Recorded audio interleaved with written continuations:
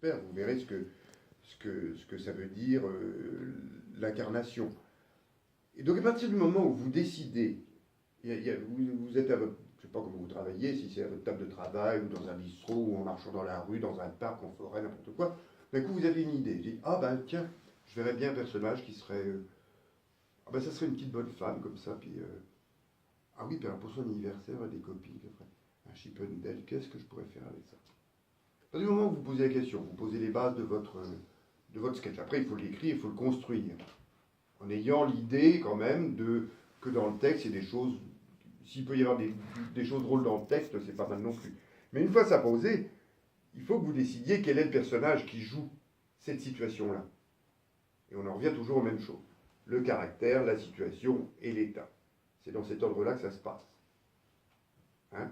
Un caractère, c'est un personnage. Donc c'est... Alors, prenons... C'est une vieille dame.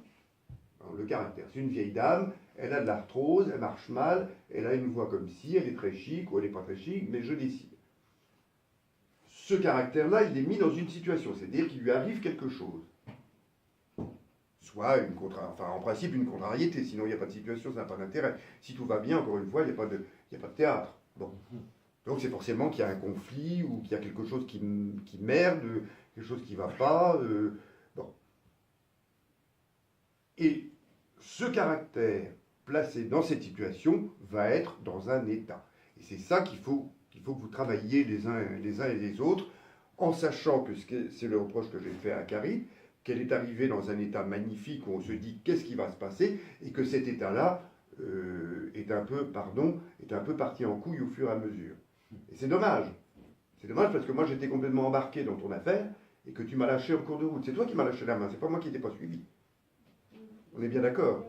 C'est celui qui est là qui a le pouvoir. Hein?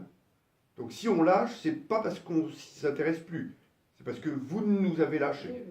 Hein? Faut toujours remettre les choses un peu à leur juste place.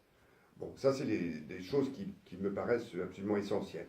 Et après, on en arrive alors aux problèmes plus particuliers qui sont, je pense, moi, beaucoup plus faciles à régler en définitive. C'est des problèmes d'articulation, parce que vous avez beau raconter et écrire des textes sublimes, si on comprend un mot sur quatre, on s'en fout. Problème technique. Voilà. Donc, il faut travailler ça. Il faut imposer.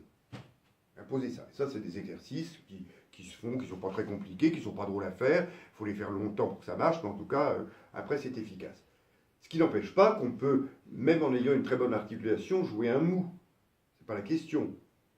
Mais les mous, sur scène, c'est à manier avec beaucoup de précautions, parce qu'il ne faut pas... Je suis pas dans le game, je suis pas trop